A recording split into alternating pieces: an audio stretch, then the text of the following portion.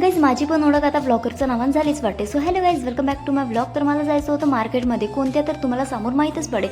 लवकर स्कार्फ वगैरे बांधला आणि ऊन खूप जास्त होती. पैसे वगैरे घेतल्या आणि मस्त तारसर रोड पोहोचली. इथे येऊन चटके खूप जास्त लागत होते. तेवढ्यात मिळाला ऑटो आणि ऑटोनं पोहोचून दिला आम्हाला जस्तमध्ये. इथे येऊन गर्दी खूप जास्त होती. नाही येतच बरोबर आम्हाला हे सर्व दिसलं. भाई सेलसुद्धा दिसला आणि सेलमध्ये गेले आणि जे म्हणलं ते सामान इथे अवेलेबल सुद्धा होता आणि न्यू टाईपचे मस्त कप वगैरे होते. भाई किट पण दिसून लागले. असे शर्टसुद्धा इथे खूप छान छान होते आणि इथे गळ्यातले वगैरे आणि मुकड्या वगैरे खूप छान छान होतं आणि असं वाटत होतं काय घेऊ आणि काय नाही. पण आम्हाला जे घ्यायचे होतं त्याच्यासाठी आम्ही निघाले आणि जाता मला हे मडके वगैरे दिसले पाण्याचे, तुम्ही पण घेऊन घ्या.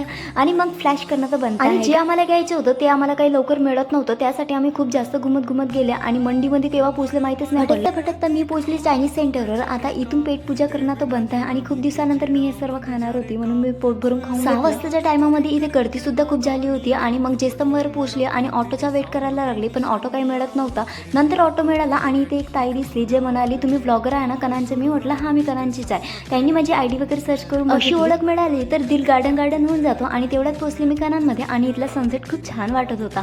आणि नंतर काय काकाजीने मग पैसे वगैरे दिले आणि मी निघाली घरी जाण्यासाठी. तर भेटूया आता नेक्स्ट ब्लॉगमध्ये. Bye bye.